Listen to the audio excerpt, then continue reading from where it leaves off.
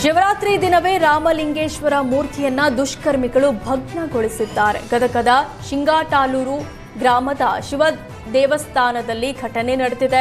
ಊರಾಚೆಯ ದೇವಸ್ಥಾನಕ್ಕೆ ನುಗ್ಗಿ ಅನಾಮಿಕರು ದುಷ್ಕೃತ್ಯ ಎಸಗಿದ್ದಾರೆ. ರಾಮಲಿಂಗೇಶ್ವರ ಲಿಂಗದ ಪಾಣಿ ಬಟ್ಟಿಲು ಎದುರಿನ ನಂದಿ ವಿಗ್ರಹದ ಮುಖ ಧ್ವಂಸ ಮಾಡಲಾಗಿದೆ.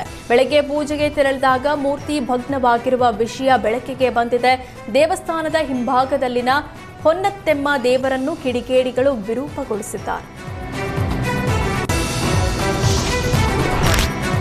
ಭದ್ರಾ ನದಿಯಲ್ಲಿ ಈಜಲು ಹೋಗಿ ಮೃತಪಟ್ಟ ಯುವಕರ ಮೃತದೇಹ ಪತ್ತೆಯಾಗಿದೆ.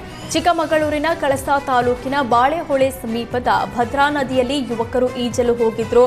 ಕೊಡಗು ಮೂಲದ ಅಭಿಷೇಕ್ ಯೋಗೇಶ್ ಸಂಬಂಧಿಕರ ಮನೆಗೆ ಬಂದಿದ್ದು ಪಕ್ಕದಲ್ಲಿರುವ ಭದ್ರಾ ನದಿಯಲ್ಲಿ ಈಜಲು ಹೋಗಿ ದುರ್ಮರಣ ಹೊಂದಿದ್ದಾರೆ. ನಿನ್ನೆ ಕತ್ತಲಾಗುವವರೆಗೂ ಮೃತದೇಹಗಳಿಗಾಗಿ ಕಳಸಾ ಪೊಲೀಸರು ಹುಡುಕಾಡಿದ್ರು. ಇಂದು ಮತ್ತೆ ಹುಡುಕಾಡಿದಾಗ ಇಬ್ಬರ ಮೃತದೇಹ ಪತ್ತೆಯಾಗಿದೆ. ಕಳಸಾ ಪೊಲೀಸ್ ಠಾಣೆಯಲ್ಲಿ ಪ್ರಕರಣ ದಾಖಲಾಗಿದೆ. ಡಿವೈನ್ ಸ್ಟಾರ್ ರಿಷಬ್ ಶೆಟ್ಟಿ ಕೊಲ್ಲೂರು ಮೂಕಾಂಬಿಕಾ ಕ್ಷೇತ್ರಕ್ಕೆ ಭೇಟಿ ನೀಡಿದ್ದಾರೆ. ಪತ್ನಿ ಸಹಿತ ಮೂಕಾಂಬಿಕೆಯ ದರ್ಶನ ಪಡೆದರು. ಸದ್ಯ ತವರಿನಲ್ಲಿ ನೆಲೆಸಿರುವ ರಿಷಬ್ ಹಲವು ಕಾರ್ಯಕ್ರಮಗಳಲ್ಲಿ ಭಾಗಿಯಾಗ್ತಾ ಇದ್ದಾರೆ. ದೇವಿಯ ದರ್ಶನ ಕೈಗೊಂಡ ಬಳಿಕ ರಿಷಬ್ ದಂಪತಿಯನ್ನ ಕ್ಷೇತ್ರದ ವತಿಯಿಂದ ಗೌರವಿಸಲಾಯಿತು. ಮಲೆ ಮಹದೇಶ್ವರ ಬೆಟ್ಟದಲ್ಲಿ ಮತ್ತೆ ಚಿರತೆ ಕಾಣಿಸಿಕೊಂಡಿದ್ದು ವನ್ಯಧಾಮದ ಅಧಿಕಾರಿಗಳು ಚಿರತೆ ಸೆರೆಗಾಗಿ ಬೋನು ಅಳವಡಿಸಿದ್ದಾರೆ. ಕೆಲ ದಿನಗಳ ಹಿಂದೆ ಮಂಡ್ಯ ಮೂಲದ ಪಾದಯಾತ್ರಿಯನ್ನ ಚಿರತೆ ಕೊಂದಿತ್ತು. ಈ ಬೆನ್ನಲ್ಲೇ ಕಾರ್ಯಾಚರಣೆ ನಡೆಸಿ ಅರಣ್ಯ ಅಧಿಕಾರಿಗಳು ಚಿರತೆ ಸೆರೆ ಹಿಡಿದಿದ್ರು. ನಂತರ ಪಾದಯಾತ್ರೆಗೆ ಹೋಗ್ತಾ ಇದ್ದ ಚನ್ನಪಟ್ಟಣ ಮೂಲದ ಬಾಲಕನ ಮೇಲೆ ಚಿರತೆ ದಾಳಿ ಮಾಡಿತ್ತು. ಇದೀಗ ಮತ್ತೆ ಚಿರತೆ ಕಾಣಿಸಿಕೊಂಡಿದ್ದು ಭಕ್ತರಿಗೆ ತೊಂದರೆ ಆಗದಂತೆ ಅರಣ್ಯ ಇಲಾಖೆ, ಪೊಲೀಸ್ ಇಲಾಖೆ ಹಾಗೂ ಜಿಲ್ಲಾಡಳಿತದಿಂದ ಎಚ್ಚರಿಕೆ ವಹಿಸಲಾಗಿದೆ. ಉಡುಪಿ ಜಿಲ್ಲೆಯ ಹೆಬ್ರಿ ತಾಲೂಕಿನ ತ್ಯಾಜ್ಯ ನಿರ್ವಹಣಾ ಘಟಕದಲ್ಲಿ ಬೆಂಕಿ ಹೊತ್ತಿಕೊಂಡಿದೆ. ಶಾರ್ಟ್ ಸರ್ಕ್ಯೂಟ್ನಿಂದ ಬೆಂಕಿ ಹೊತ್ತಿಕೊಂಡ ಶಂಕೆ ವ್ಯಕ್ತವಾಗಿದ್ದು ಕೋಟ್ಯಾಂತರ ರೂಪಾಯಿ ಮೌಲ್ಯದ ಯಂತ್ರಗಳು ಸುಟ್ಟು ಹೋಗಿವೆ. ಸಂಗ್ರಹಿಸಿದ ತ್ಯಾಜ್ಯವನ್ನ ಬೇರ್ಪಡಿಸಿ ಮಾರಾಟ ಮಾಡುವ ಉದ್ದೇಶದಿಂದ ಪ್ಲಾಸ್ಟಿಕ್, ಪೇಪರ್ ಇತ್ಯಾದಿಗಳನ್ನು ಪ್ರತ್ಯೇಕ ಇರಿಸಲಾಗಿತ್ತು. ಸದ್ಯ ಯಂತ್ರ ಸಹಿತ ತ್ಯಾಜ್ಯ ನಿರ್ವಹಣಾ ಘಟಕದ ಬಹುತೇಕ ಭಾಗ ಸುಟ್ಟು ಕರಕಲಾಗಿದೆ. ಸರ್ಕಾರಿ ಬಸ್ ಬ್ರೇಕ್ ಫೇಲ್ಯೂರ್ ಆಗಿ ಸರಣಿ ಅಪಘಾತ ಸಂಭವಿಸಿದೆ. ಮೈಸೂರಿನ ನಗರ ಸಾರಿಗೆ ಬಸ್ ನಿಲ್ದಾಣದ ಮುಂಭಾಗ ಈ ಘಟನೆ ನಡೆದಿದೆ.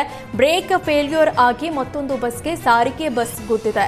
ನಂತರ ಮುಂದೆ ಹೋಗ್ತಾ ಇದ್ದ ಆಟೋಗೆ ನಗರ ಸಾರಿಗೆ ಬಸ್ ಡಿಕ್ಕಿ ಹೊಡೆದಿದೆ. ಸರಣಿ ಅಪಘಾತದಲ್ಲಿ 2 ಬಸ್ ಹಾಗೂ 1 ಆಟೋ ಜಖಮಾಗಿದೆ. ಘಟನೆಯಿಂದ ಕೆಲ ಕಾಲ ವಾಹನ ಸಂಚಾರ ಬಂದ್ ಆಗಿದ್ದು ಸವಾರರು ಪರದಾಡುವಂತಾಯಿತು. ಸರ್, ಆ ಕಡೆಯಿಂದ ಬರ್ತಾ ಇದೆ ಸಿಗ್ನಲ್ ದಾಟಿ. ಇದು ಡಿಪೋಯಿಂದ ಮಾಮೂಲಿ ಬಸ್ ಸ್ಟ್ಯಾಂಡಿಂದ ಈಚೆ ಒಂದು ಬಸ್ ಬಂದಿದೆ. ಅದು ಹಿಂದೆಯಿಂದ ಬ್ರೇಕ್ ಫೇಲ್ಯೂರ್ ಆಗಿರೋ ಬಸ್ಸು ಬಂದು ಹಿಂದೆಯಿಂದ ಗುದ್ದಿರೋ ಸರ್. ರೈಟ್ ಸೈಡಲ್ಲಿ ಜಾಗ ಇತ್ತು. ಮಿರರ್ ನೋಡಿ ರೈಟ್ ಸೈಡ್ ಇಲ್ದಿಲ್ಲ ಅಂದರೆ ಇಬ್ಬರು ಆಟೋದಲ್ಲಿ ಲೇಡೀಸ್ ಇದ್ದರು, ನಾನು ಇದ್ದೆ. 3 ಜನನೂ ಸತ್ತೋಗಿರುವ ಸರ್. ಇವತ್ತು ಯಾರಿಗೂ ಏನೂ ತೊಂದರೆ ಆಗಿಲ್ಲ sir. Bus brake failure brake ಇಲ್ದಿರೋ ಬಸ್ನ ಹೆಂಗೆ ಈಚೆ ತಂದರು ಸರ್. ಇದು ಫುಲ್ ಟ್ಯಾಂಕ್ ಗ್ಯಾಸ್ ಮಾಡಿಸಿದ್ದೆ ನಾನು. ಅದು ಪ್ರೆಸ್ ಆಗಿದೆ. ಅದೊಂದು ಚೂರು ಏನಾರು ಬಸ್ಟ್ ಆಗೋದ್ರೆ ಇಲ್ಲಿರೋರೆಲ್ಲ ಸತ್ತೋಗ್ತಾರೆ ಸರ್. ಆ ಕಾರಣಕ್ಕೋಸ್ಕರ ಬಸ್ಸು ತೆರವು ಮಾಡಿಸಿ, ಫಸ್ಟು ನಾನು ಆಟೋ ತೆರವು ಮಾಡಿಸಿ ಅಂತ ಕೇಳ್ಕೊತಾ ಇದ್ದೀನಿ. ಬಿಕ್ಲಾಶಿವ ಕೊಲೆ ಕೇಸ್ನಲ್ಲಿ ಬೈರತಿ ಬಸವರಾಜ್ ಬಂಧನವಾಗಿತ್ತು. ಇದು ರಾಜಕೀಯ ಪ್ರೇರಿತ ಅಂತ ಅಶೋಕ್ ಹೇಳಿದ್ರು. ಅಲ್ಲದೆ ಬೈರತಿ ಮನೆಗೆ ಭೇಟಿ ನೀಡಿದ್ದ ಬಿಜೆಪಿ ನಾಯಕರಿಗೆ ಕಾಂಗ್ರೆಸ್ ಮುಖಂಡರು ತಿರುಗೇಟು ನೀಡಿದ್ದಾರೆ. ಕಾಂಗ್ರೆಸ್ ಮುಖಂಡ ಡಿಕೆ ಮೋಹನ್ ಬಾಬು ಮಾತಾಡಿ ಕೊಲೆ ಪ್ರಕರಣದಲ್ಲಿ ಭಾಗಿಯಾಗಿಲ್ಲ ಅಂದಾದ್ರೆ ಯಾಕೆ ನಿರೀಕ್ಷಣಾ ಜಾಮೀನು ಪಡೆಯಲು ಹೋದ್ರು ಅಂತ ಪ್ರಶ್ನಿಸಿದ್ರು. ಬಿಕ್ಲಾಶಿವ ಕೊಲೆ A1 ಜಗ್ಗಾನ ಜೊತೆ ಯಾವುದೇ ಸಂಬಂಧ ಇಲ್ಲ ಅಂತ ಹೇಳಿದ್ರು. ಆದರೆ ಜಗ್ಗಾನ ಕಚೇರಿ ಉದ್ಘಾಟನೆ ಹಾಗೂ ಅವರ ಜೊತೆ ಟ್ರಿಪ್ಗೆ ಹೋಗಿದ್ದು ಬಹಿರಂಗವಾಗಿದೆ. ಈ ಬಗ್ಗೆ ಸೂಕ್ತ ತನಿಖೆಯಾಗಿ ಆರೋಪಿಗಳಿಗೆ ಶಿಕ್ಷೆ ಆಗಬೇಕು ಅಂತ ಆಗ್ರಹಿಸಿದರು. ಬಿಕ್ಲಾಶಿವ ಕೊಲೆ ಆರೋಪದಲ್ಲಿ ಬಂಧನವಾಗಿರುವ ಶಾಸಕ ಬೈರತಿ ಬಸವರಾಜ್ ಮನೆಗೆ ರಾಜ್ಯಾಧ್ಯಕ್ಷ ವಿಜಯೇಂದ್ರ ಹಾಗೂ ಸಂಸದ ಗೋವಿಂದ ಕಾರಜೋಳ ಭೇಟಿ ನೀಡಿದರು.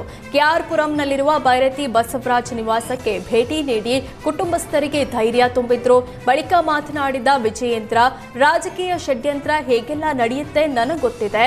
ನಾವು ಬಸವರಾಜ್ ಕುಟುಂಬದ ಜೊತೆ ಇದ್ದೇವೆ. ಪಕ್ಷ ಸಹ ಅವರ ಜೊತೆಗೆ ಇದೆ. ಲೀಗಲ್ ಟೀಮ್ ಸಂಪರ್ಕ ಕೂಡ ಮಾಡ್ತೇವೆ. ಕಾರ್ಯಕರ್ತರು ಆತಂಕಗೊಳ್ಳುವ ಹೆದರಿಕೊಳ್ಳೋದು ಬೇಡ, ನಾವು ನಿಮ್ಮ ಜೊತೆಗೆ ಇದ್ದೇವೆ ಅಂತ ತಿಳಿಸಿದ್ರು. ಸದ್ಯ ಸಿಐಡಿ ಪೊಲೀಸರು ಬೈರತಿ ಬಸವರಾಜ್ ವಿಚಾರಣೆಯನ್ನ ಮುಂದುವರೆಸಿದ್ದಾರೆ.